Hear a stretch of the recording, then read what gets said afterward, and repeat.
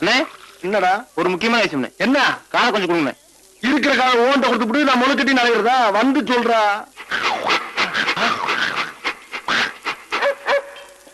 இதை ஏன்டா மெல்ல கேக்குற? நல்ல சத்தமா கேட்க வேண்டியதானே? ஆத்தா வயலுக்கு போறப்ப வலிக்கு வந்துருச்சு, ஆஸ்பத்திரிக்கு கூட்டி போறதுக்கு 50 ரூபா வேணும். அதானே? ஆமாண்ணே. அதே ரகசியமா கேக்குற? கேளுடா கேளு. அதான் கேட்டேன்ல. ஓ அதான் கேட்டியா? சரி, ஆஸ்பத்திரி கூட்டி போற கரெக்ட் தான்.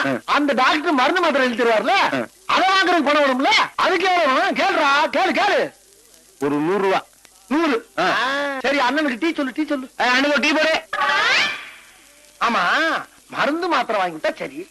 அவ்வளவு தூரம் ஆத்தால கூட்டிட்டு போறீங்க, வெறுங்கையோட போயிட்டு வெறுங்கையோட வரியா?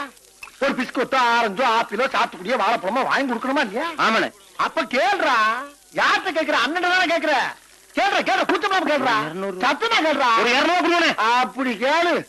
பிஸ்கொட்டும் பழமும் ஆத்தாளுக்கு வாங்கி தர ரைட்.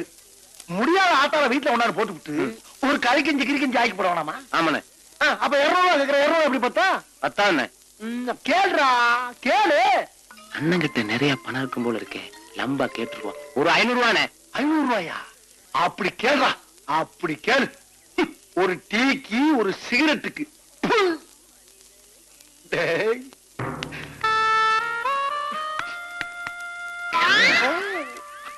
எங்கேயோ போயிட்டடா நீ, எங்கேயோ போயிட்ட.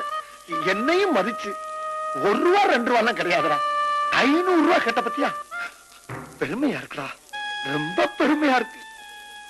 500 ரூபா கேட்ட உனக்கு இந்த அண்ணனால 5 பைசா கூட கொடுக்க முடியலன்னு நினைக்க போறா தம்பி. என்னது?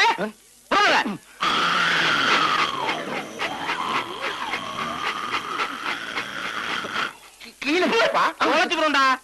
எங்க துப்பு சொன்னா எங்க துப்பு? பேச